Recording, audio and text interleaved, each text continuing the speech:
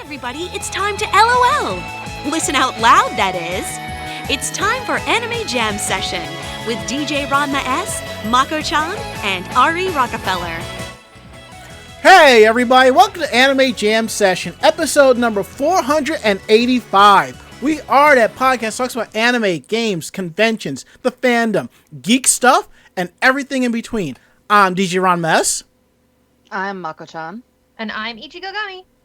And Ari is out tonight due to work, but he will be back next week. I need to put that little icon down there. My bad. There we go, and it fits right in perfectly. So, yeah, there we go. Let's rock and roll. So, how is everybody doing tonight? I'm so tired. I want to hibernate until next March. You know what? No, you don't. I've been quote-unquote hibernating since April. It's not fun. I wish I could have been hibernating since April. No, you don't. Yes, I do. I don't know. I mean, hey. I think you do not understand the amount that I enjoy sleeping. I think I could hibernate. Actually hibernate. And I feel like a lot of us are feeling that too. When it comes to being like a spoonie, I always joke that only forks are left. Because just too tired all the time now. It's just a combination of environment, not getting enough restful sleep, or like even time to just rest your mind. And also doing silly things like health upkeep, which is why I'm not on screen today, guys. Sorry about that. I had the dentist stabbing me in the face yesterday, so it still kind of hurts. I think we've all been there. I mean, at least you didn't go to work right after getting drilled on by the dentist. Yeah, I did that. I mean, I did, but my work is a little bit different. It's not a traditional, 9-to-5 desk job or anything like that. But I did come back to work. It's just the different way people handle things, and, but I know we're all going through it. But, yeah. Yeah, it's a little special. What can I say? So, Anywho, we are live tonight, week of February 16th, 2021, right here live on Twitch TV. You can find us here every week, Tuesdays from 9:30 to 11 p.m. here at Twitch TV/Anime Jam Session. We're also part of the Voice of Geeks Network, so you should show them a little bit of love over at vognetwork.com. And they're live here starting on Sundays at 8 p.m. You can find them at Twitch TV/Vog Network with the Bobby Blackwell Show starting at 8, followed by Orange Lounge Radio at 9. Let's see, what else do we have here? Our Discord. And don't forget, we have a Discord, so come by and hang out with us. You can find our Discord connection over at vognetwork.com/Discord. Every show that's part of the Voice of Geeks Network has a little channel, so come by, hang out, have a good time. And unfortunately, we are not reopening the pool for another couple of months or so. Well, we'll see. Anywho, oh man, I think I got in my house in the nick of time because my house started getting a little cold, so I had to turn the heater on. So it's feeling kind of nice right about now. So anywho, let's move things along with how was your week? How was your day? Mako. My week and day. Yep. Mainly because I did have my second vaccine injection. Was actually very exhausting, which is why I'm still tired now. I really haven't had a chance to just sit and relax and sleep off being sick for most of Friday and some of Saturday. And tomorrow I get to go into work, so I can't even sleep in a little bit later. So, yay! Even with that incoming bad inclement weather. Yeah, that's for Thursday. So, I may be able to work from home on Thursday, but either way, my butt is going to bed early tomorrow. Sounds about right. Okay. Ichigo, how was your week? How was your day? It was surprisingly busy. Mm-hmm. I ended up doing a lot of social stuff this past weekend. So obviously it was Valentine's Day or anti-Valentine's Day, if that is your cup of tea. And we basically everything kind of started on Friday. So bunch of gaming, played Scott Pilgrim with you and my lovely Mm-hmm. friend May Everglow, and then we discovered all the fun bugs and had a Yep. good laugh. Then I basically jumped right into a bunch of Among Us rounds, and then I jumped from that to watching the amazing 1997 rendition of Brandy, Whitney Houston, and all those lovely, lovely actors and actresses, Cinderella of Rodgers and Hammersteins, and then I jumped right back into Among Us, and Mm. then Sunday had a lovely Valentine's Day stream with my local community and made a bunch of bunny plushes, and I'll be doing giveaways with that in the next week, so we'll be working on those again tomorrow. So all in all, it's been busy. Socially busy and busy. We'll be working more on those plushies tomorrow, but basically I'm hoping to have 3 so that by this weekend, next Tuesday, we'll be doing the last of the giveaway, and I'll draw the names and everything, so. Okay, that's nice. Yeah. So, did you and the husbando do anything for Valentine's, or it was just another day? We bought Thai. Like, we got Thai for dinner, which was nice. I didn't have to cook anything. That's always a bonus. That's always a bonus. Yeah, so that's basically all we do. Like, we enjoy each other, but, like, for us, love is every day, not just a holiday. I totally get that. But I know how, you got couples who they show their love every single day, but they also use Valentine's Day, just to do something different. I feel like because we ended up putting so much money into my computer, that is how he's shown me his love. If we want to make it like a capitalist thing or anything like that, and the fact that, like, I don't know, we're surviving. So honestly, to me, that means more than anything. And the fact that he still has a job and we're still able to, celebrate each other a lot every day. To No, me, that means a lot more I than totally just a get holiday. that. I totally get that.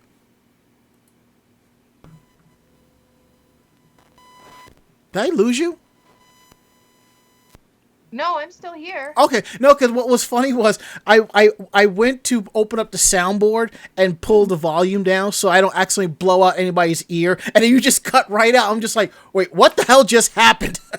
Oh, I just mute myself Okay. anytime I'm not talking, so Oh, I okay. don't have a lot of weird, like, background noise or anything. Well, I will tell you this. I know a couple of episodes we've had some weird noises, and when I figured out what it was, for some reason, my mixer was pulling interference whenever my phone would go off, like notifications, whatever. Mind you, I have it on vibrate, so I guess in general, so now I have my phone sitting across on the other side so no one can hear it, so. Then again, it's like when you buy these devices, it says in there it's going to accept interference. So I'm just like, well, I would have guessed my mixer was a little bit more shielded, but Anywho, my weekend day has just been the same old, but I've been playing a lot more Final Fantasy VII Remake, and game has just been giving me feels as I'm going through this, and I'm just like, this is the movie we should have gotten instead of Spirits Within, but that's just me. Let's see, what else have I been up to? That's basically has been it, just my weekend day is basically the same, except that I may be playing a different game or watching a different anime or something like that, so, that's basically has been it for me, so, yeah. Okay, let's see, anything for housekeeping. If you've noticed over on our YouTube page, episodes are going up. I will try to get them up by the end of the week. Basically, it's if you missed the show, you can head on over to YouTube and watch the VOD.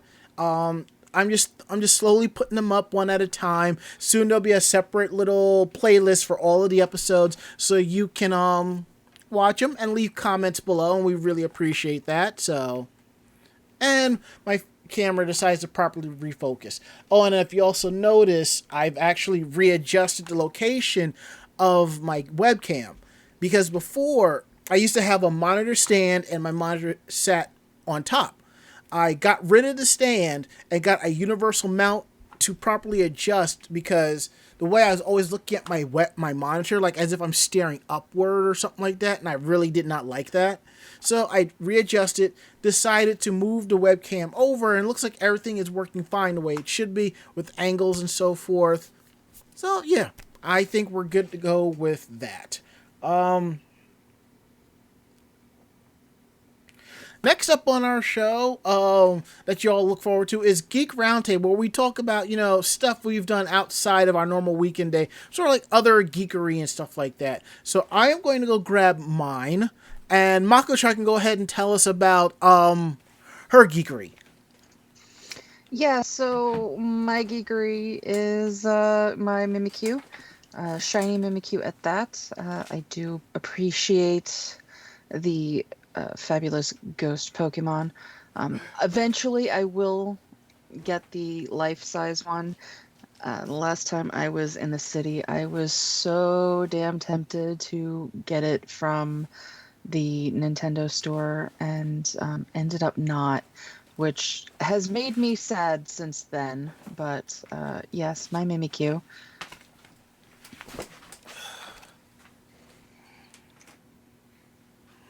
Okay, I'm done. I'm done now. Okay, Ichigo, what have you been up to for Geek Roundtable? Watch anything new? Or work on anything new? I started watching Kid Cosmic, which is a really cute series over on Netflix. If you guys haven't checked that out yet, it is definitely based in kind of the Charlie Brown kind of Calvin and Hobbes style artwork, but has very heavy superhero influences. It's a really neat show. I've enjoyed it so far. It's one of those ones that I wasn't sure if I was going to be into it, but it actually is really, really nice so far. And it's very kid-friendly. So if you're interested in getting into something kiddo-friendly, it's apparently American-Canadian. It is created by Craig McCracken, the creator of the Powerpuff Girls. So that's kind of cool, too. What's the name of this show again? Huh? What's the name of this show again? It's called Kid Cosmic and the Local Superheroes. Because I know Craig McCracken has I know he's working on something else, so I just thought it was that, so... It might be this. I don't know if it's going to be this and something else, but this is what was on Netflix. If you're looking to binge another show, this might be a good one to do that with. Another one that I've also been taking in. Oh gosh, I watched basically all of it. Was it? It's not a really geeky one. It is crime. If you want to see more about a story, about a specific crime story, I'm into crime and horror and all that other fun stuff. Yeah. But another Netflix series, if you're really into crimes and stuff like that, Crime Scene is The Vanishing at the Cecil Hotel. I think that they did good coverage on that particular case. So yeah. All right, that's cool. Let's see. So from time to time, I will get like notifications of stuff that's on sale, and I will just peruse and see what they have. Sometimes, I will grab my phone and I will look, and there's a notification from the Best Buy app about, their sales, and I go in and I look, and most of the time there's nothing that they have on sale that I want, that's a good thing. But there was something that they had on sale Friday, and I'm like, you know what? I will buy them. So I went out and picked up these collectible Super Mario Brother coins. And I just realized I have one with the label with my name and stuff on it, so I'll grab the other one because they were on sale, and I bought two, and they both have an order pickup tag sticker on them. Why would they do that? Just put one sticker on there and then just put them together. It's the same order technically. So basically, it's a collectible coin set. You get Super Mario 64, Super Mario Sunshine, and Super Mario Galaxy. So and I'm trying to properly adjust it so that you can see, without the glare. So, and they were cool. So, and I ended up buying 2 of them. So I may just keep one in the package, and the other one I will probably just put on display. But then I realized I don't have anywhere to put anything on display right now. My figurines are still in the boxes because I have not put them in my display case where there is space. I just haven't gotten around to make room. So, anywho, we have basically a lot of show to cover for tonight, so we're going to go ahead and get into that. First things first, COVID has taken a lot from us, and let's get into, some cancellations that's been happening. So, Mako-chan, can you take care of that real quick? Yeah, let me just open all of this up. Wonderful. So there's obviously going to be more cancellations as things tend to go, since obviously we're still a little crazy with everything. So Anime Central announced that they will be canceling their 2021 dates. Instead, they have confirmed that they will return in 2022 for May 20th through 22nd. Obviously that's what's going to be going on. Some of the conventions that have had to go ahead and transfer from 2020 to 2021 and then 2022 will obviously still have the option to get their money back or go through with everything. But it's a little bit crazy right now. Where the heck did this one come from? Which one? No, it was an ad basically that covered up the article. Also, Colorado Anime Fest and WonderCon Anaheim, both of those have been canceled. They will be returning for 2022, but as of right now, they have not come up with dates. These 2 conventions were going to be happening in March, so obviously that is not going to be happening. And then for other types of events, the Love Live Sunshine Azalea concert, that also had to be canceled due to COVID. That was supposed to happen at the end of February, so that is no longer going to be going on. And again, these are being canceled whether or not they decide to do some sort of online or streaming type of thing. That's still up in the air. But as of right now, the actual conventions, the actual shows, those have been canceled.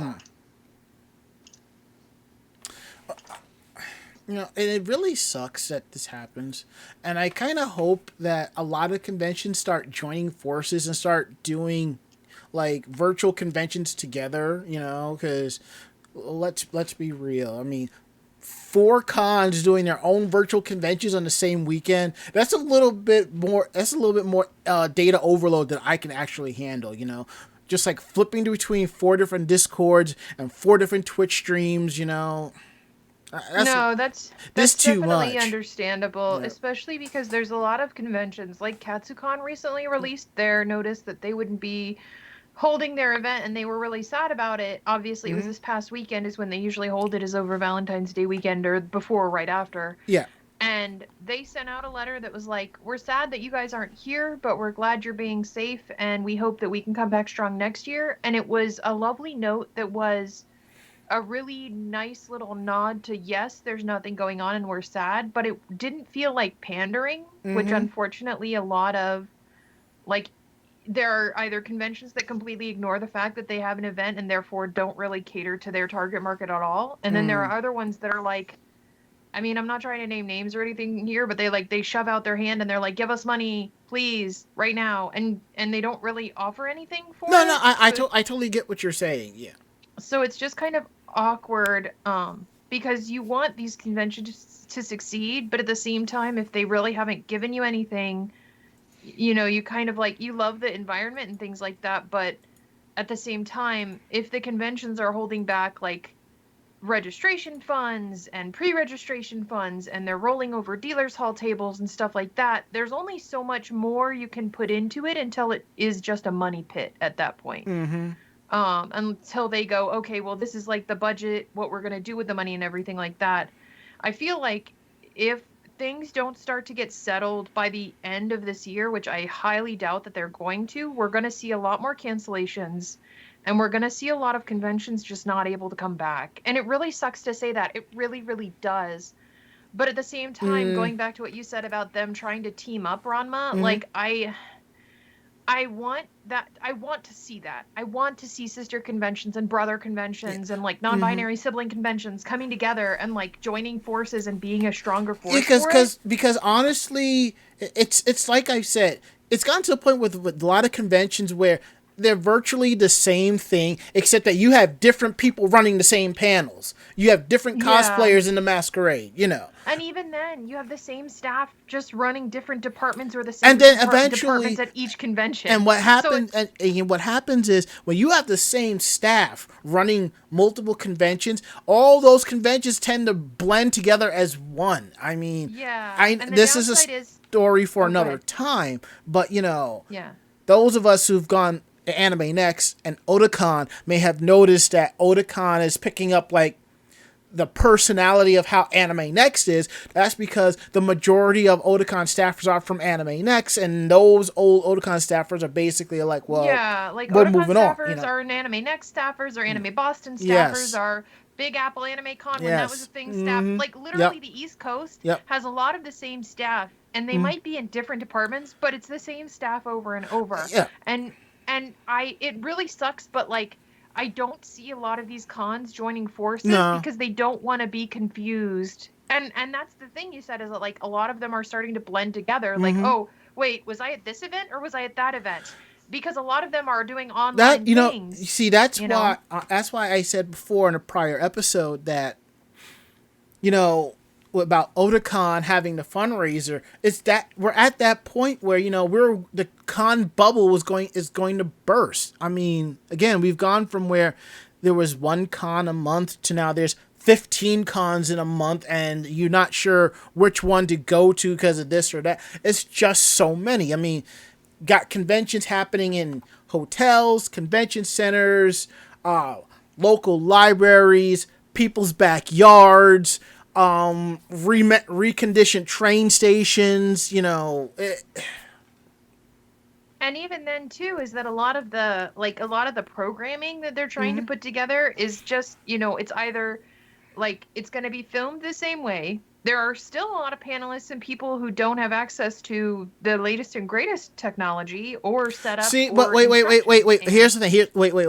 Yeah, go ahead. Now, when it comes to the technology, that's on the panelists. All the con can do is say, this is how we're doing it. You need to interface with us. If you can't interface with us, we will work with you the best we can. But don't don't come asking for equipment to do it. So. But I'm just saying that like the quality is going to be the same. So when their panelists are producing this content for the convention, it's one of those things where you start to see a lot of the same panels played over and over again because they're doing a lot of pre-recorded stuff now. Yeah.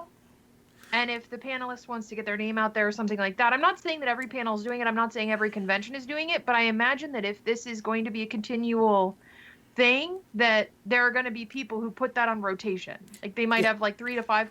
See, not for nothing. I wouldn't mind where there was like a Twitch stream of con panels. You know, they just throw them up there like panels from different. Something like that would be kind of cool.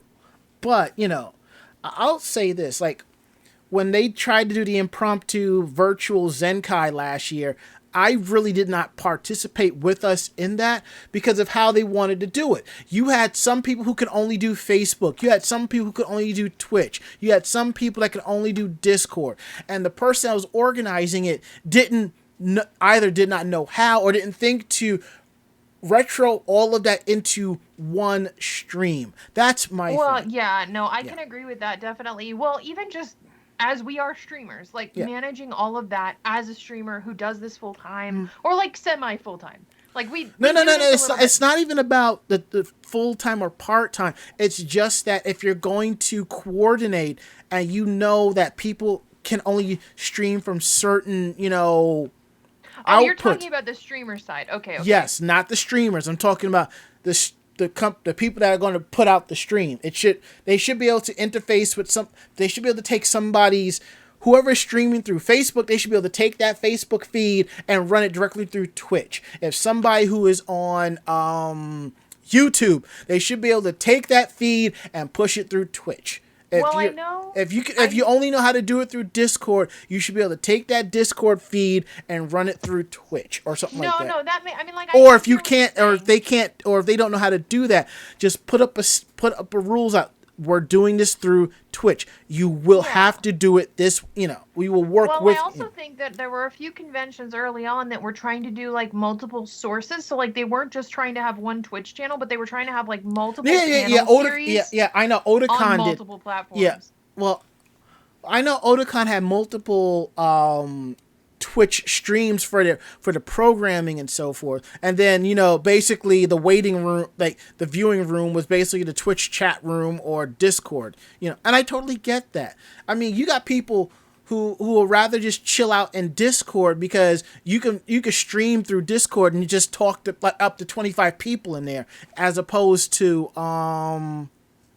watching it through Twitch. It's sort of like as if, like Michelle Knotts, we hang out with her on the weekends when she does a Twitch stream. Now, if she were to, push her stream through her Discord, like up to 25 people can hang out in that Discord and just watch and talk and discuss. I mean, you have people who actually like that, but it is what it is. So we also have Bob Coffee in chat saying that KuroCon ran their stuff really well, and I'll have to look into that. I actually don't know about KuroCon, but I will definitely definitely let us know about that. All right, now moving right along, we're gonna talk about this anime series called Mushoku Tensei, better known as Jobless Reincarnation. There's two aspects to this, and it kind of caught me off guard. I'm not sure if I'm going to discuss both aspects of what the issues are, but we'll get through it the best as we can. Basically, the pretense of Mushoku Tensei is basically, I think it's a 30-year-old NEET who ends up dead, ends up being reincarnated in a brand new life during like the medieval times, and he has all of his memories, and he's using some of that just to be a better person. And as he's going through life as a new person, he takes some personality, he picks up some memory recollections from his past life that allows him to apply it into his normal living life as we speak. It's a very interesting isekai. This, I would say, if you like something different, like Re:Zero, which is different, Mushoku Tensei is probably right up your alley, and I think there's only like 7 episodes out, so definitely check that out. But one of the things we're going to discuss is that in China, there's a streaming site called Bilibili, Bilibili. It's basically China's YouTube. And the series has been pulled because of a backlash over soft pornographic content that is said to be insulting to women. So that's basically what this is about. And basically, after the 5th episode, they basically pulled it. The company put out a statement saying, "Respect is the cornerstone of the community and the basic guiding principle for operating Bilibili. This includes respect for users, content creators, different genders, various interest groups, and cultural circles." The statement came after cosmetics brand Ukis and Spenny, domestic skincare brand Lin Quiguan, and contact lenses merchant Seago.cn all announced they would cut ties with the company. Bilibili said they will conduct a 1-month rectification that will begin during the Lunar New Year to spot and erase problematic content and so forth.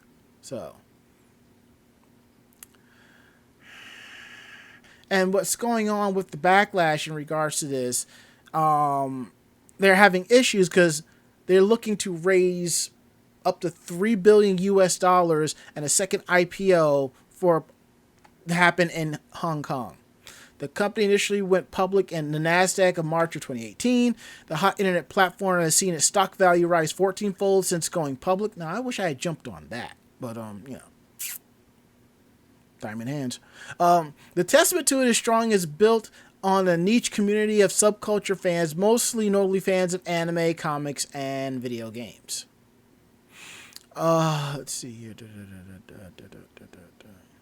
Basically, people complain that the show featured pedophilia and soft pornography. Now, in regards to that, there was a content creator on the site called LexBurner who had several million fans on the platform and has criticized the series. And I believe he's in trouble too. That's like the second half of this. So now, like I said, I've watched all 7 episodes so far. I don't see anything in regards to pedophilia or soft pornography. I mean, if there is soft pornography in this series, it's no different from any other anime that we have watched. I mean, yes, the character in question, the main characters, Rudeus, 7 years old.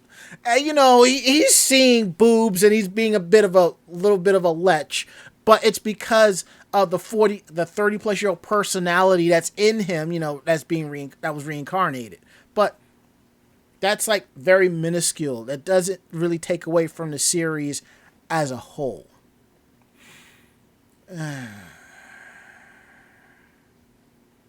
It's just crazy. Now, I'm going to pull up this other article here, and we'll talk about this streamer, LexBurner. And I'll say it really sucks if you are a streamer and your content gets pulled for whatever reason, and you have to basically start all over, Basically, this streamer, LexBurner, this is what he basically said about the series Mushoku Tensei. He called it an anime only poor people can watch due to the fact that they are the only ones who can identify with the protagonist. In addition, he has said that the anime promotes mediocrity. But what happened was his fans didn't like what he had to say, so they generated reports based on his opinion that it was going too far. So it's like basically you have free speech. You have the right to say whatever, but when you are on certain sites as a streamer, this or that, you have to be careful in what you say, because just because you think it's okay to say it, you can't say it on here. Like Twitch has its own rules and regulations. There are some things I know I can say around Mako and Ichigo and Ari. Like the 4 of us on Skype just talking and shooting the shit and just being outlandish and saying some real crazy shit. But once we hit Twitch, a lot of that we cannot say because it would basically violate company rules and policies.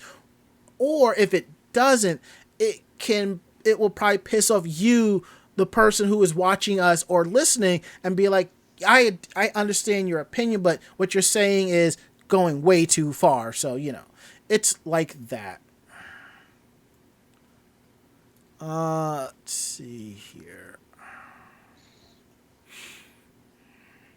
Basically, for his actions, Billy issued a statement in regards to it, saying that that LexBurner it was a breach of contract and that they're going to take legal action.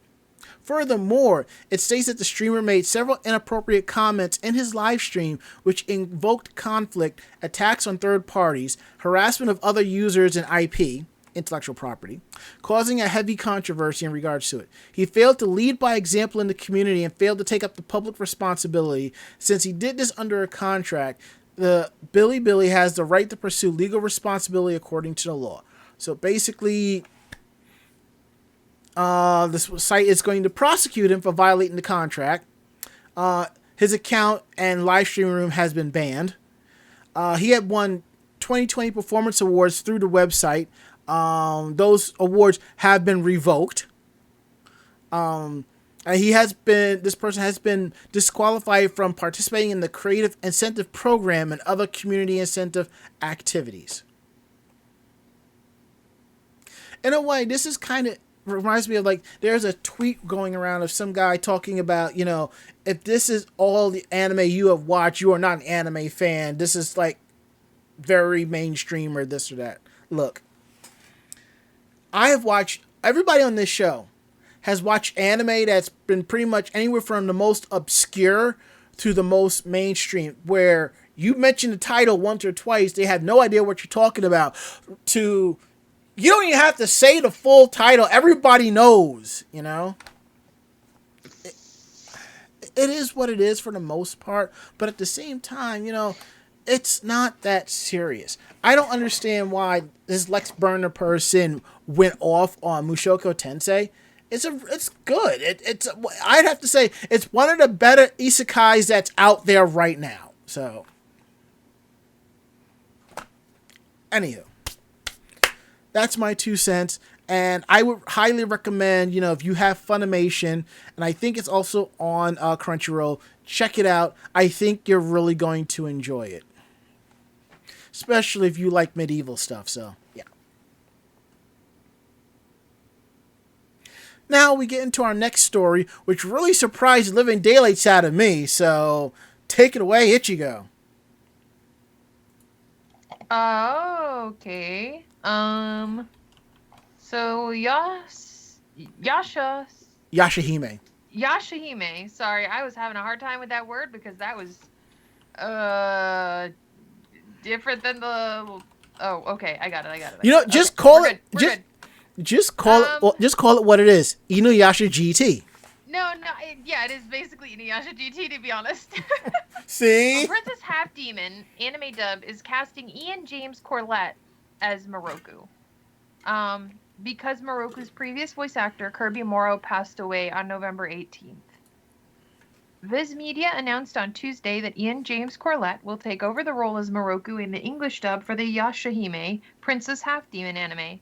Kirby Morrow, the character's previous voice actor in both Yashahime and previous Inuyasha anime, passed away last year. The anime premiered in Japan on October 3rd last year, and it's currently airing.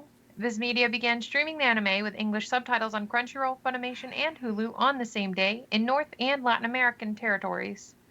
Funimation is partnering with Viz Media to release the anime's English dub. Teruo Sato, Inuyasha's episode director, is directing the anime at Sunrise, and Katsuyuki Sumisawa is in charge of the series scripting, after doing the same for Inuyasha and Mobile Suit Gundam Wing. Takahashi herself is credited as the main character designer, with Yoshihito Hishinuma from Yakitate Japan and City Hunter Shinjuku Private Eyes returning from Inuyasha to adapt her designs for animation. Karu Wada, 3x3 Eyes, Battle Angel, and The File of Young Kindaichi is also back from Inuyasha to compose the music. So, that's exciting that they're bringing in a new voice. It is sad that Kirby Mr. Morrow had passed away last year, but I'm glad that they're able to carry on the show for those who are enjoying it. Mm-hmm. See, now here's something interesting. Now, I know we discussed this previously. Because I remember watching the original dub of Dragon Ball Z, and I'm watching it, I'm just like, I know Goku's voice. That's Ian James Corlett. Because I know his voice from not just Dr. Tofu from Mega Man, from Ranma 1 half, but he was actually Mega Man from the animated series that came out. So I was able to put all of that together, and then finding out that Kirby Morrow was also the voice of Goku. But the thing is, I couldn't figure out when this was, and I watched all those dubbed episodes. It's like the voice was just so seamless. So I just think it's really awesome that, this to me kind of came full circle. So still, it's not enough for me to watch Inuyasha GT, but I still like the sentiment behind it. And if you're saying like you are that the voices are pretty seamless, that shows a lot of talent to both of those voice actors for being so talented and able to bring the character to life with their voice and not create any semblance of difference in tone or anything like that. That is a really big talent. To Mm-hmm. emulate someone else's style is a very hard thing, especially for voice actors. And that's one big thing you see a lot when shows are adapted or have different voice actors come on to a new series or season or anything like that. And so that shows that they worked really hard to try and keep a lot of semblance of similar sound to the character, who's a very beloved character for a lot of folks. That's really cool. Yeah. And I was gonna say something. Oh yeah, but then you have what they did in Ranma one half when they reach when Richard Ian Cox took over for the role of Ranma boy type from Sarah Strange, and it was like, so this is what Ranma sounds like after puberty, you know? I mean, the voice, the change was just was like night and day. It was like, wow, you know? I wish she had stayed, but you know, I guess Hollywood was calling. Alas, it wasn't calling her. Anywho, moving right I along. will say that this makes me want to watch the Darkstalkers cartoon, Yeah. the animated series, Mhm. the really, really crappy one. The really, really comedic one. Yeah, yep. Yeah, because Ian Corlett was actually some of the voices in that. Well, yeah, that's because it was done by the Ocean Group. And don't Mhm. forget, Ocean Group also did I think X-Men Evolution as well. And I believe Wolverine and the X-Men. I think that they handled those. I don't remember that one. Which I'm not one? sure on that one. If they were the ones that did the X-Men. Let's see, X-Men. Don't remember which ones did X-Men. If it's the one that I'm thinking of, it is so like early 90s animation. And it's a style of art that just takes you back. Yeah, the voice recording was done in Canada, and yep, it was Ocean Group, because I'm looking at the list of voices: David Kay, Kirby Morrow, Venus Terzo, Scott McNeil, Brad Swale. That's Ocean Group. Yeah, pretty much. And those are the ones I know. One of them was the one that was based off of the Japanese animated series, right? I think that might have been Wolverine and the X-Men. X-Men Yeah. Evolution. X-Men Evolution was animated. The animation was done in Japan and South Korea, but it was regular. It was an original series done here. Whereas, Yeah, I like that one. That was a different take on it since they were all kids. Yes. Let's see. Wolverine and the X-Men. I'm looking that up. That was that's interesting. Yeah, this was done by Marvel Studios. Interestingly enough. Mm. All right, and that was all California. So. Oh, okay. And then there is an animated. There is Marvel anime series called X-Men. You had that. That might have been the one that I was thinking of. Yeah, it was only 12 episodes. Came out 2011. Yeah. That, and I know. I don't think they started dubbing. Actually, they might have started dubbing Marvel Disc Wars. Mm-hmm. Yeah, but I'm looking at this was all I think they did dub Marvel Disc Wars. I think that was a Canadian dub too. That might have been the one that I was thinking of. Probably. Let me take a look here. We have a little bit of time. Marvel Disc Wars. Marvel Disc Wars: The Avengers, an anime television series produced by Toei and Walt Disney Japan. Okay.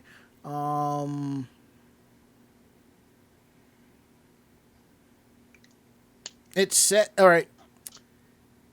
Okay. Looks like there was a dub of it. Yeah.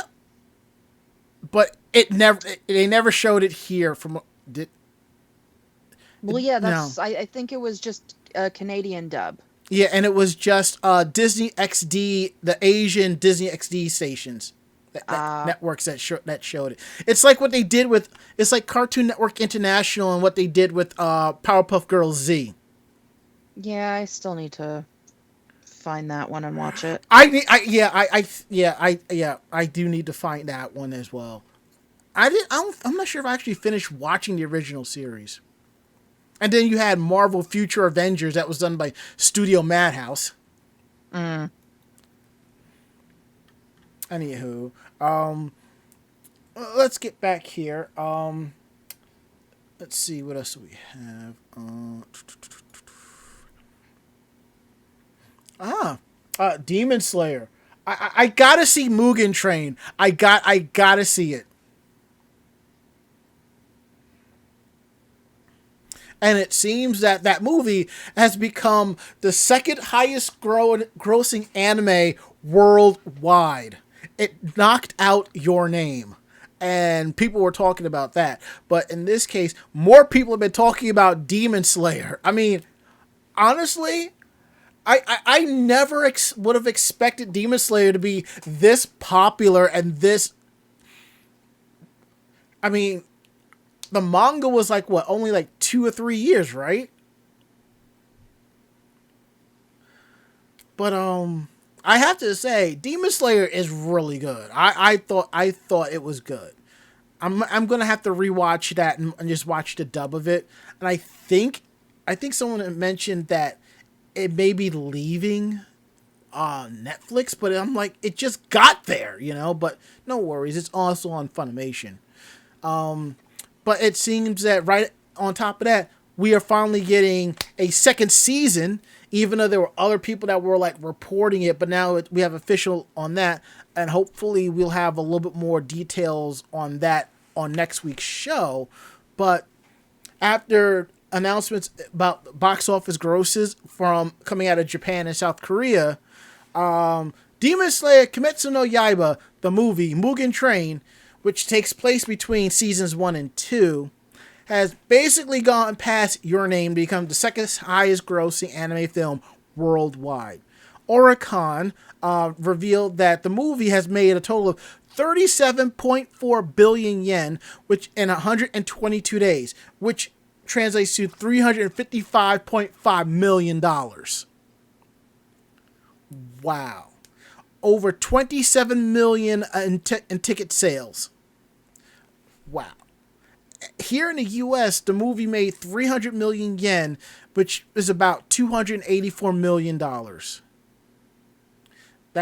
That's just amazing. In South Korea, the movie has brought in about over $5 million, based over 620,000 tickets. So there, it's the third best in the region behind Taiwan, which is reporting over $22 million for that movie. Wow. Just understand, estimates of Your Name worldwide gross range is about, if I'm looking at this correctly, over 358 million, which translates to 37 billion yen. Between that towards $380 million, which is 41 million yen. And this is including initial releases and re-releases and everything. And if you're wondering, well, what anime film still is holding that the number one spot? Spirited Away. And that's at $395 million, which is about a little bit over 47 billion yen. Wow. That's just amazing. I have got to see this film. I got to.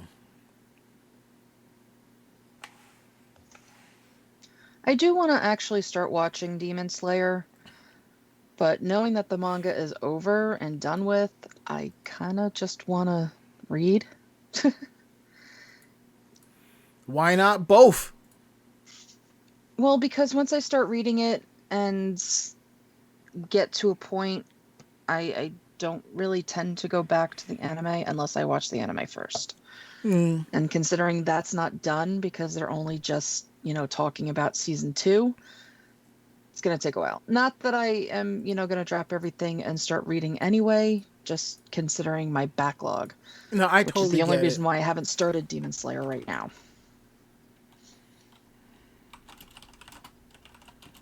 I have a very, very big backlog of crap to read and watch. Yeah, let me tell you, since there was no NCIS tonight, I decided to crack into my backlog. Even though I already have titles that I'm watching, like Boruto, Digimon Adventure, Servant Service. I'm like, what? Let me check out Rent a Girlfriend. 2 episodes in, holy shit. That's all I gotta say. I was not expecting things to go the way it did. I was like, oh. And thankfully, it's only 12 episodes, so. Yeah, we started rewatching to get up to the point for part 3 and 4 of Sabrina. So that is what I'm working on, and then we'll figure out where I go from there. And as Bob Coffey says, Blockbuster Girlfriend is trash, but entertaining trash. Chizuru is best girl. Chizuru is tolerable at best. That's all I gotta say. But Mommy was in the wrong for what she said when they were having their little get-together in episode 2. She was in the wrong for that. But, anywho.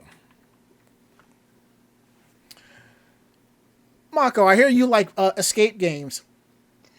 Yeah, I really, really wish this one would come here. But it looks like they are going to be doing a year-long Sailor Moon real escape game. The tagline is, "You are the one to save the world by becoming an apprentice Sailor Senshi." See, that is right up your alley. And the funny thing is, Yeah. I can see you on a slow boat to Japan wearing like a Makoto kimono, just waving your fan, just patiently waiting to get into that damn escape game. I can see that. I so really, really want to do this. So Tokyo Mystery Circus is the world's first and largest quote-unquote mystery theme park in Shinjuku, Tokyo, and it will hold a new collaboration event between the real escape game and the Sailor Moon Eternal film. It's going to be titled Escape from the Wedding Party in the Dark Night, and it's going to start on April 22nd. The story is set at a celebrity's public wedding party. During the party, the guests and the 5 Sailor Senshi are trapped in another dimension by Dead Moon, who plans to take over the Earth.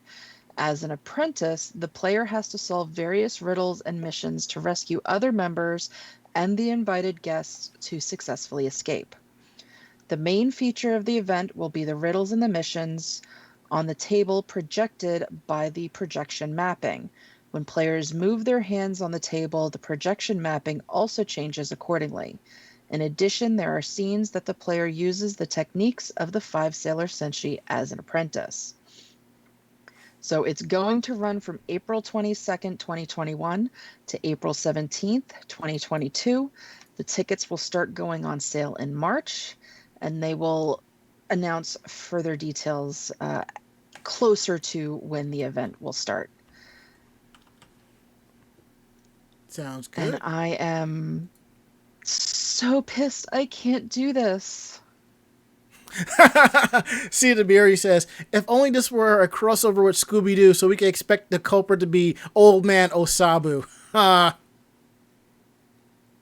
think we've had enough Scooby-Doo crossovers in the past couple of years.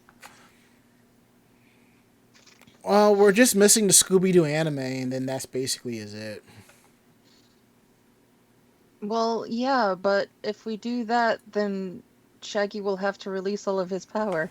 If that's what has to be done to get for the anime to for it, so be it. But we couldn't handle all of his power. It would destroy the world. Mako-chan, you see how the world is right now, yeah?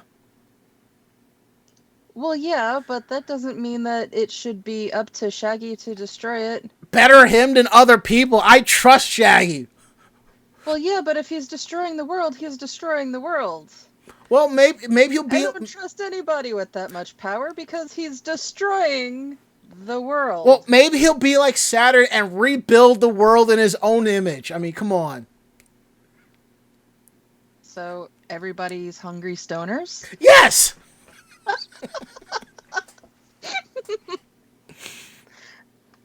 Vegan hungry stoners at that. I forgot he's vegan. Yeah. I totally forgot. Yeah. I've had vegan food, so I can live with it. Oh no, vegan food is delicious, but so is, a steak. But yeah, anyway, so I really wish that some of these would come to the States, but I would be happy with some translations so that I could actually read what the story is supposed to be about. They don't do it often. I have found a couple of the translations for some of the escape games where somebody has, translated the questions and what they had to do. But like they don't even allow video or anything like that, so you can't really see what's going on, which sucks. Because I kind of really just, want to do it. And Siettabiri, as far as I know, they weren't supposed to, but they may have. But I thought they kept him as vegan to honor Case Kasem. Well, off to the wikis.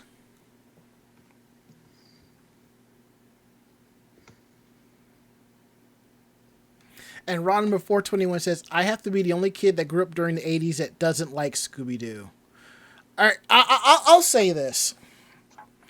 For a while, I did not like Scooby-Doo because they aired so many episodes all the time that I got sick of it. But a pup named Scooby-Doo, I watched the living hell out of, and then when that hit like Cartoon Network and Boomerang, and I discovered, oh, there were more than those 13 plus episodes, that was that, okay. Some of the other Scooby-Doo series I did not mind watching. Now that I'm a little bit older, I don't mind the older episodes as much as now, so I don't mind them. I really enjoyed the Scooby-Doo cartoons that ended up, having cameos with, Batman and Robin and yes, the Harlem Globetrotters. The new Scooby-Doo movies, yep. Those were so amusing and campy and ridiculous, and I loved them. I would love to see something maybe modern pop up with that. Maybe not the modern animation style. I'm not quite into that one. You mean from the movie or no? No, well, they've got like a very...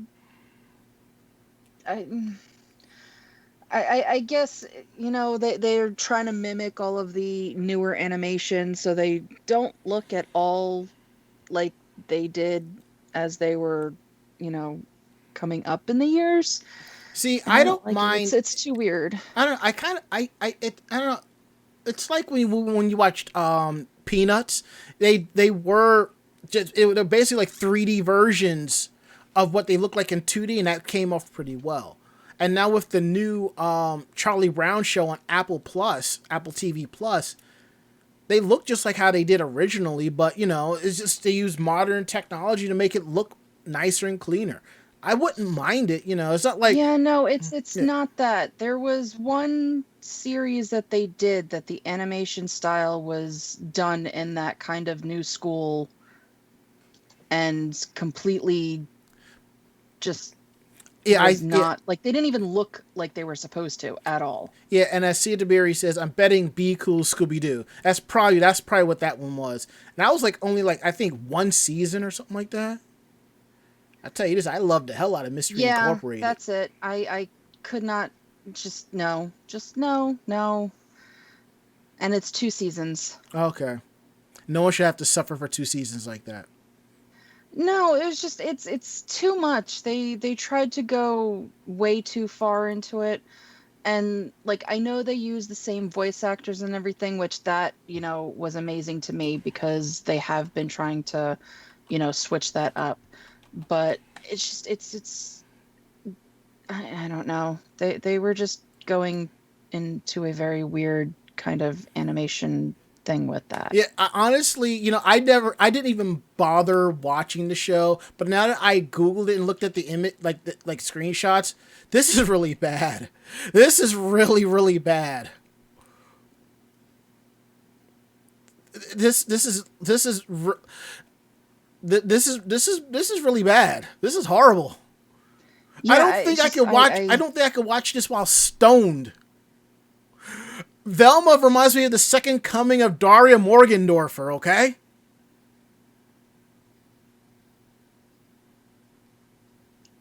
This is just... To me, it looks like the animation style regressed. Yeah. Like it's much simpler line work. It's flat colors and stuff like that. I don't know. It's taken a lot of the original character out of the show. So I'm tentative. Like, I'll probably watch it because I like Scooby-Doo, but I don't know if I'll enjoy it.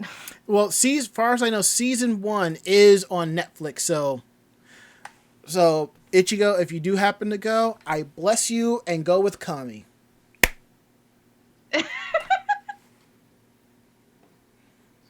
All right, so it does look like that he's not vegan, he's vegetarian. Oh, okay. So he eats veggie burgers and veggie dogs, but he is not actually vegan. Seems legit to me. All right, now we've come down to our last story of the night. Ichigo, tell us about this online escape game. Well, for those of you who want to be taken back to the days of Hunter x Hunter, one of my fandoms, Scrap, a Tokyo-based company, is planning to operate the Real Escape Game series. They already do operate a lot of escape games called the Real Escape Game series, and they've attracted 7.4 million participants worldwide. They announced today, on the 14th, so 2 days ago, the online real escape game Hunter x Hunter Escape from Trick Dungeon will be held for a limited time of 3 months, from March 25th to June 27th, 2021. Escape from Trick Dungeon is the Real Escape Game series' third collaboration with the anime, following Escape from Greed Island Amusement Park, held from September to November last year.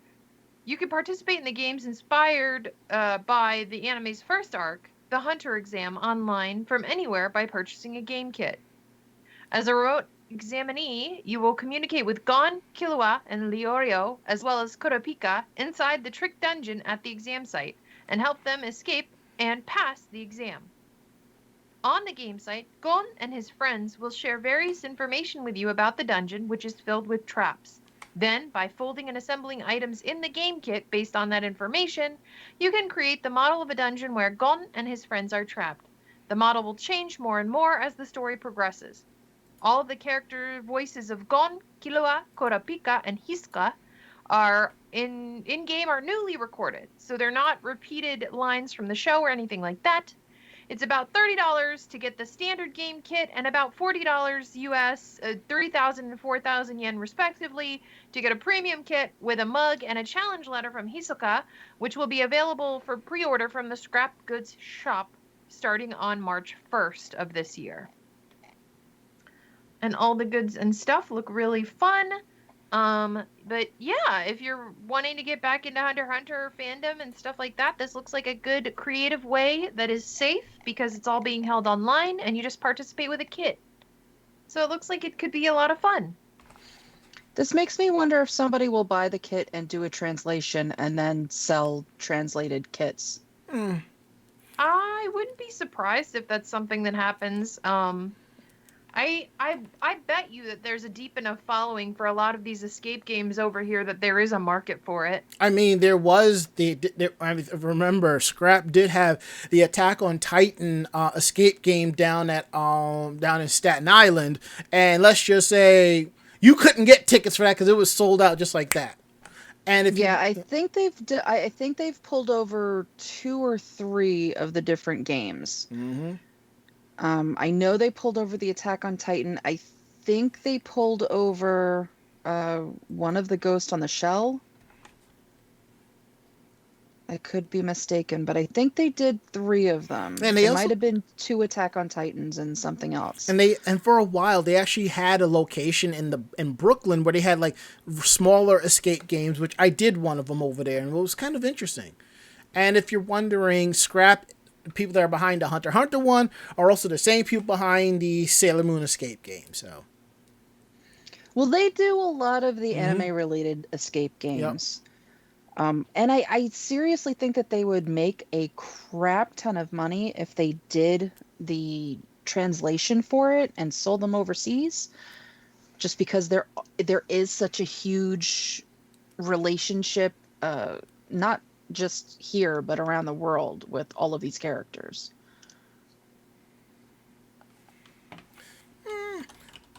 I think it's always been, just because it's popular, it's sort of like, it's sort of like as if certain animes are popular within various people. They don't know if it's really popular enough. I mean, like, look at One Piece. There's like video games, mainstream video games for that series. There's mainstream Dragon Ball Z video games, but we can't get a mainstream Sailor Moon game. Even though there's probably twice as many Sailor Moon fans out there than there is One Piece or Dragon Ball Z, but And that kind of goes back to, who would be buying it. And Dragon Ball Z and One Piece are mainly viewed and participated with by the more male and masculine persuasion, where Sailor Moon is not, unless you're looking at the more adult aspect of it. I mean, Because there are, look at My Little Pony. I mean, how many Yeah. dudes were fans? Okay, okay. yeah, but because it's not actually being done for them, it's going to be more difficult to get an actual video game for it, because they're not looking at who is actually watching it. They're True. looking at who it's actually made for, True. which makes absolutely no sense. And this is the same reason why, Young Justice got screwed over.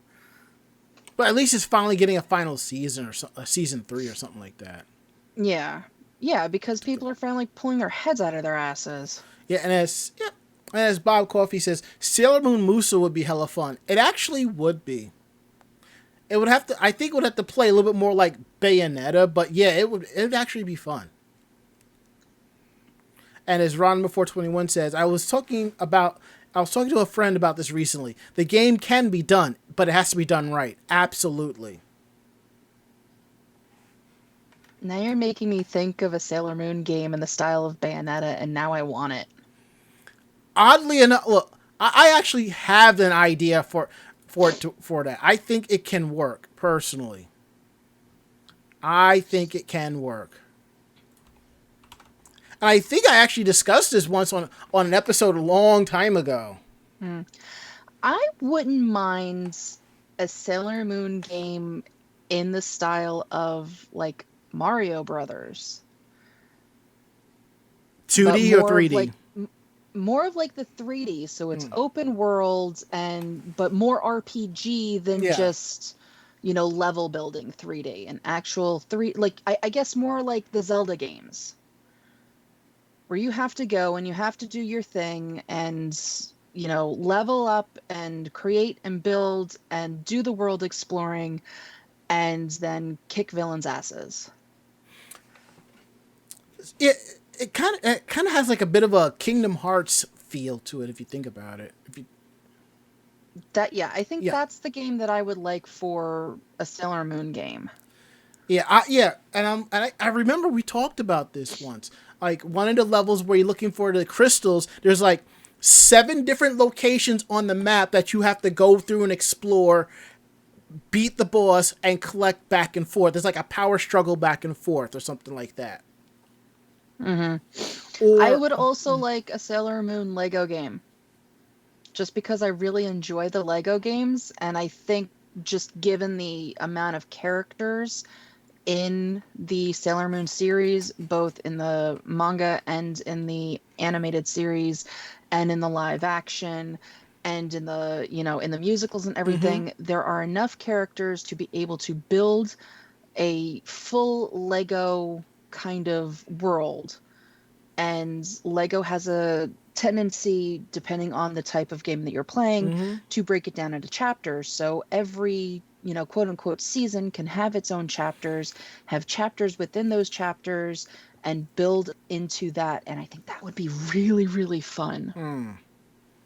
And CWR says, imagine that since Sailor Moon is less combat focused, it would require a little more niche game focus than an easy battle game like most of the Dragon Ball games are. Yeah. I mean, we do have like your Sailor Moon does have the fighting game. There is a side-scrolling adventure game. There's the beat 'em up, and you have a puzzle game. I mean, it can be done. But I really think that, I think it is time for a new Sailor Moon game to happen. How it should happen, I don't know, but I think it's time. The technology is there, and I think the fandom is there for it. I agree, but I think they're looking at how much money they're making just by the merch alone. Right, just by pulling out crap that they can, stamp and send out and not have to have people working around the clock to try and get together. Re-releasing the figure arts with anime colors. Yeah, okay, we're going to release this one again, but we're going to adjust the shading on it, and people are going to buy the shit out of it anyway. I just want you to know, I have the Venus one sitting in my cart. I'm just wait. Oh yeah, and there's another one that they put. I have that and the minifigure art. They're both sitting in my cart. I'm just waiting to pull the trigger. That's it. Yeah, I'm eventually going to have to get a nice figure for Jupiter. It's just a matter of when I actually do it and whether or not they're extremely overpriced by that point. I totally get it. Anyway, it's almost 11 o'clock. Yeah. Yes. It's time to get into strange news from Japan. And I forgot to actually update the rundown. We got that going. Got one more going. All right. I will take the first one. I know Ichigo wanted to take the second one. Fine. What, do you want the first one? No, I'm just saying. That's okay.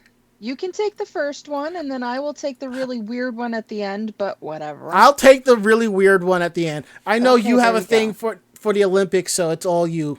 It's all you.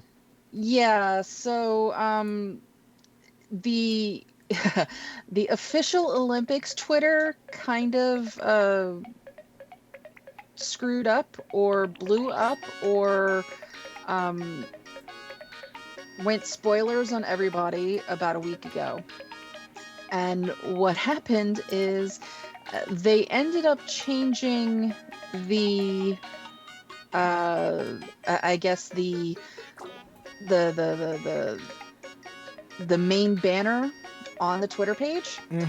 It had been for the Tokyo 2020 Olympics, which were rescheduled for July 23rd through August 8th of 2021. Well, on February 3rd, very, very close to midnight, it changed. And it no longer advertised the rescheduled 2021 Tokyo Olympics, but the update brought it to the Beijing 2022 Winter Olympics. Whoops. Yeah.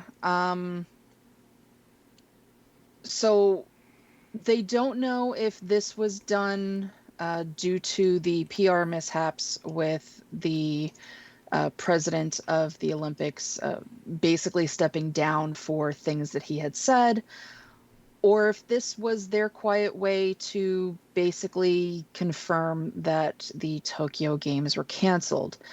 Nobody has actually said anything. Nothing has actually come up about it. And right now, everybody is still wondering what the hell happened.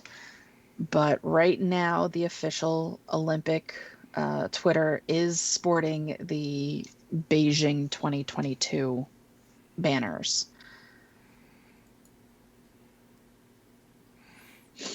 That's just wow. Yeah, so I mean, everybody now is just wondering, does that really mean that Tokyo's not gonna be happening? Or is this just the normal time that they would have been switching it over for the new games anyway? But if that's the case, shouldn't they have at least waited until this year's games were done? So yeah, there's going to be a little bit of controversy around this and what's going on.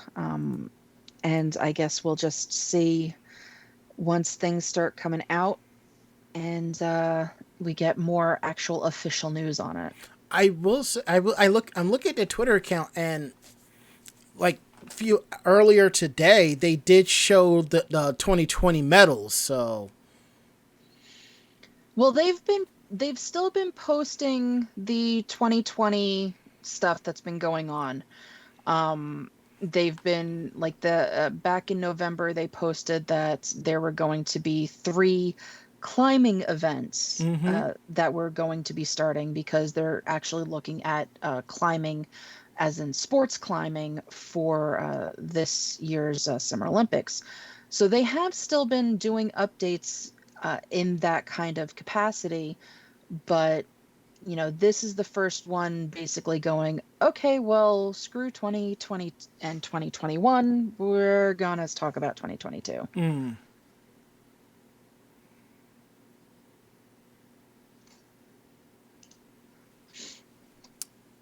well, we'll see what happens. All right, Ichigo, you want to talk about the earthquake?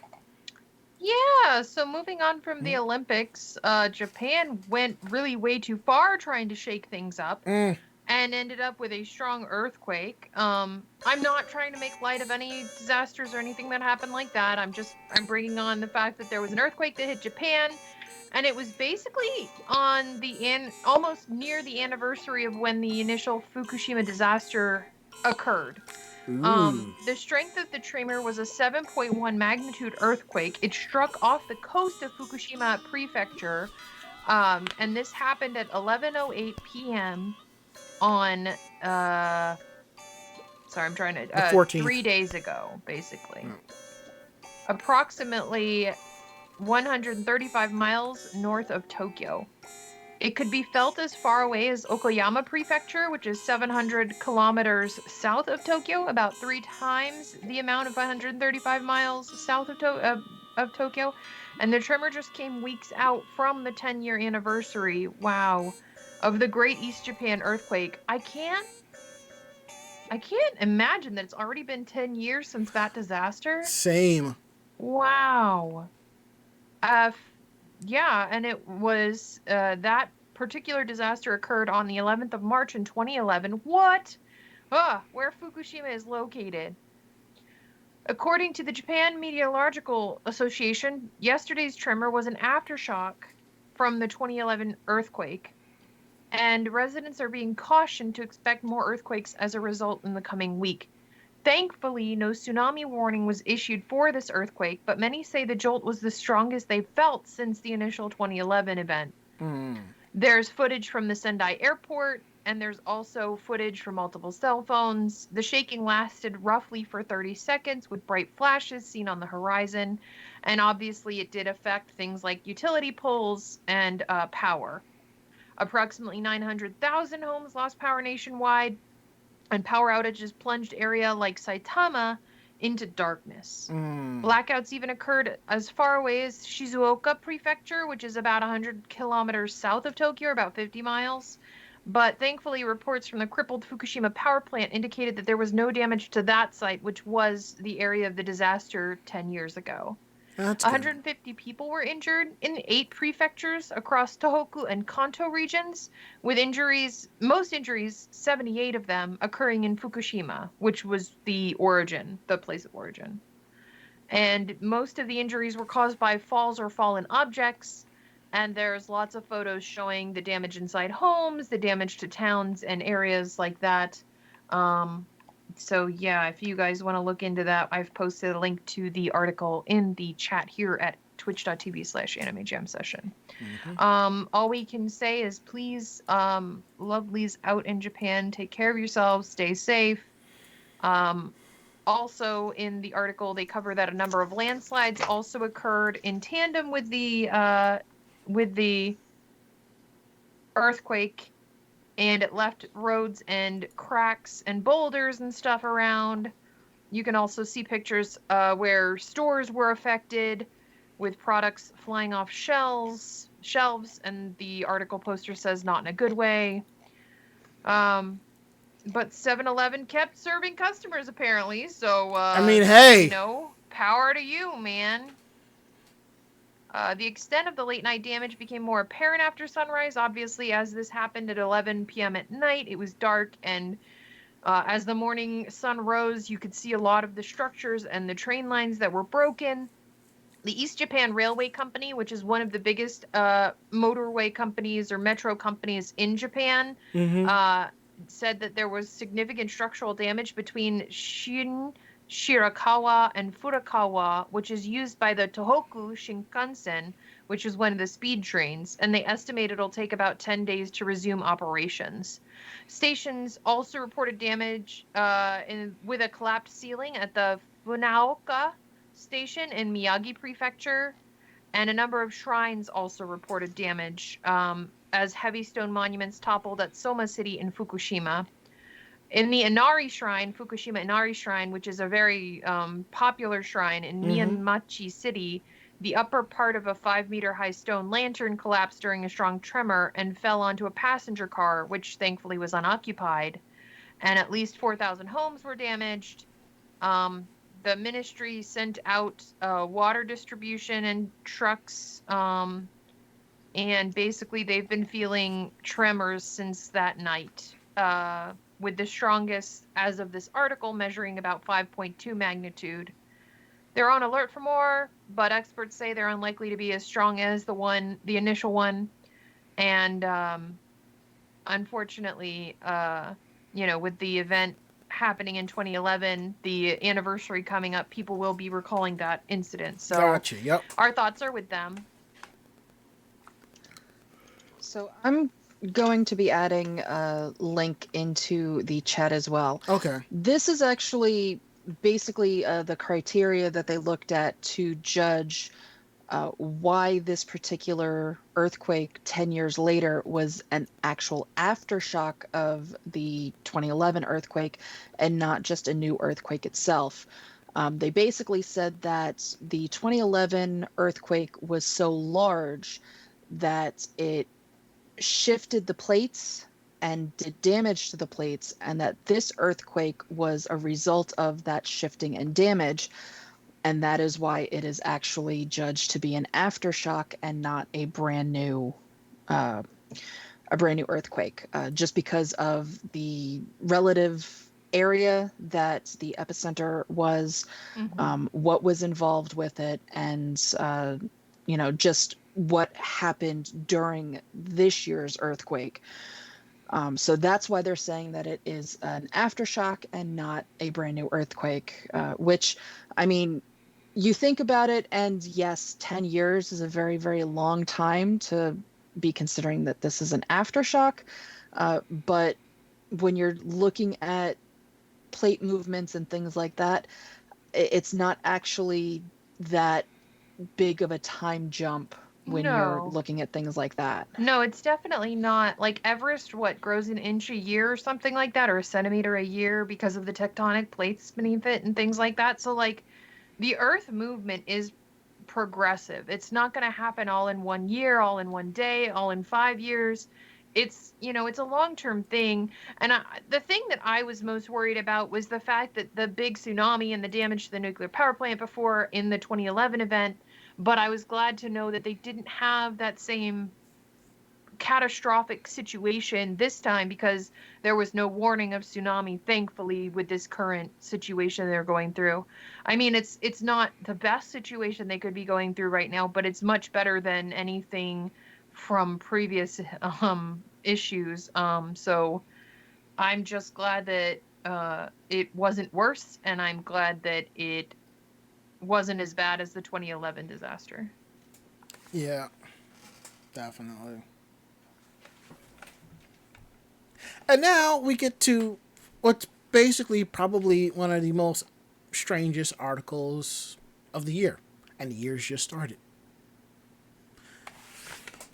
This one is a 21-year-old man who was arrested for sending hundreds of nude selfies to a woman in her 70s.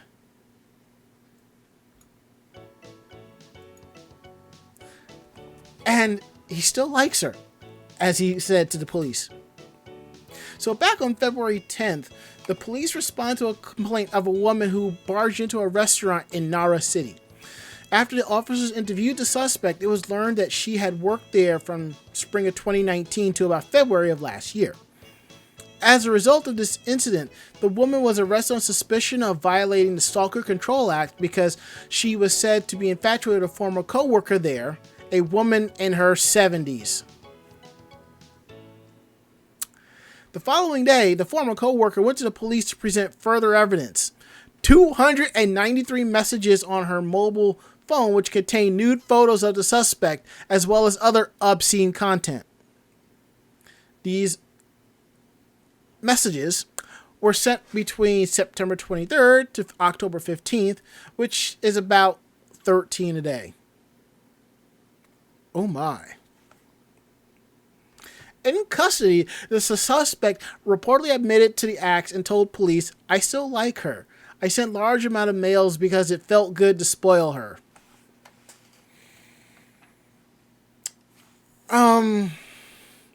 I don't think sending 13 pictures of your schlong every day is a good way to spoil a lady. It's not a male sending to an older female. It's a female sending to a female. Oh, right. You know what it is? My mind is thinking it's a dude because this is what we expect. You know? I'm sorry. So let me rephrase. I don't think I can actually... Can I? Yeah. I don't think sending 13 photos of the girls and your stuff is going to help. We'll just say consent is key, guys. Consent is key, and The girls just because you like and someone, your stuff.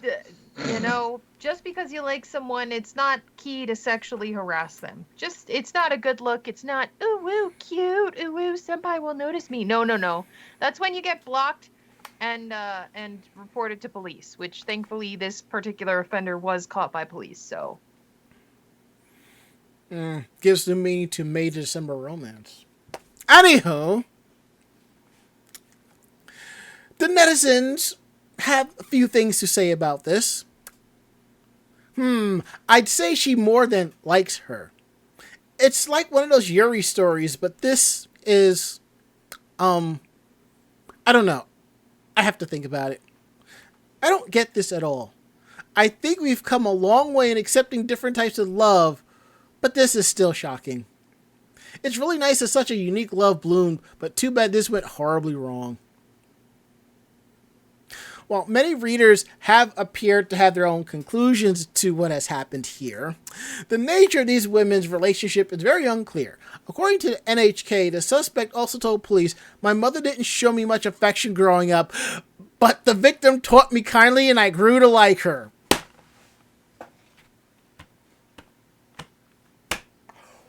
Well now.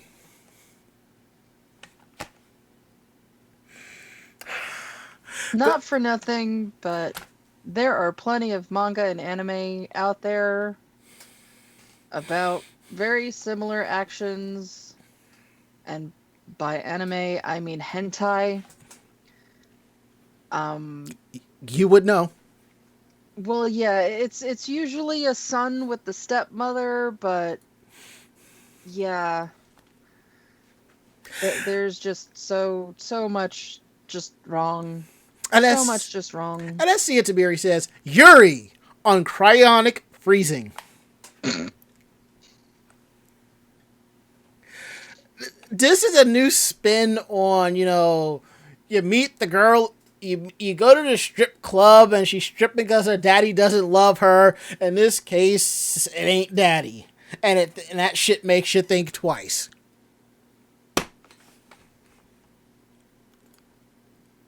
But let me round this out by quoting this from the article.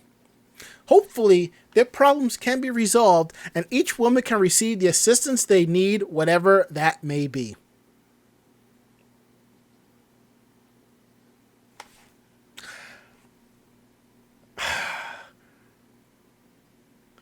And on that note, we're out of here.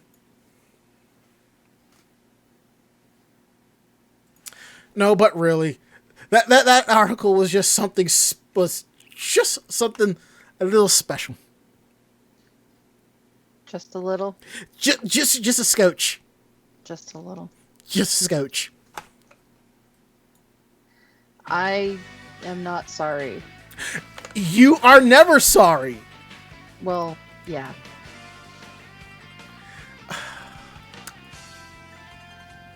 That's our Mako-chan. Anywho, if you like the show, tell a friend. They in turn will tell another friend, and so on and so forth. We're independent podcasters, independent bloggers.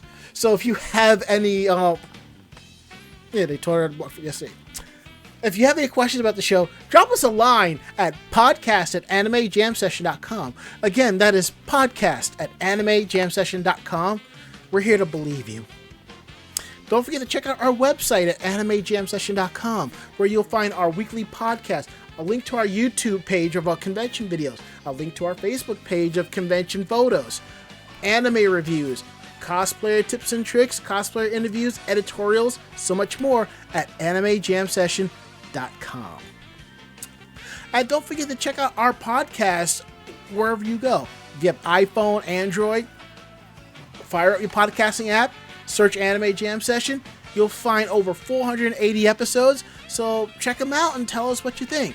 And if you're using an app like Anchor FM, iHeartRadio, Spotify, Google Podcasts, TuneIn Radio, Stitcher, Apple Podcasts, it may have a little link spot there where you can actually leave reviews and your thoughts on the episodes. You can do that. We'd appreciate the feedback.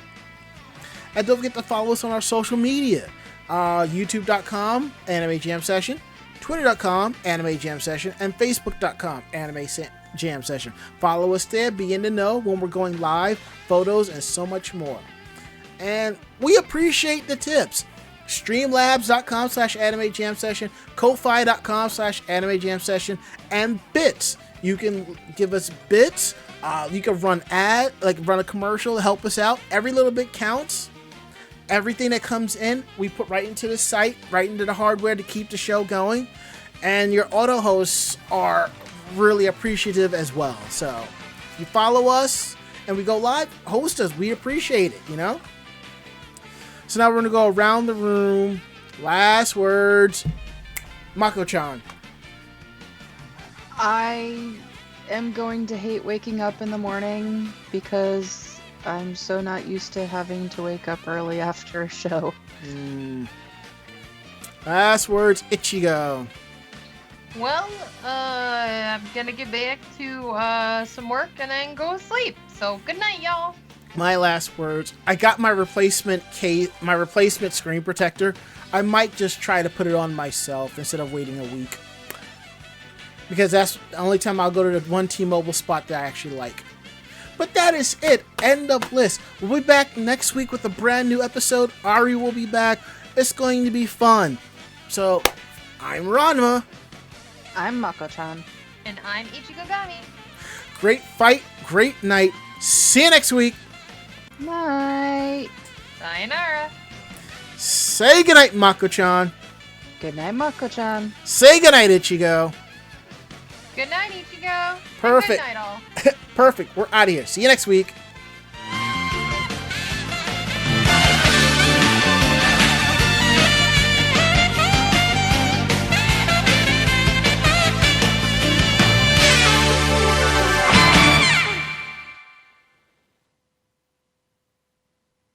This podcast has been a production of Anime Jam Session and AJS Productions.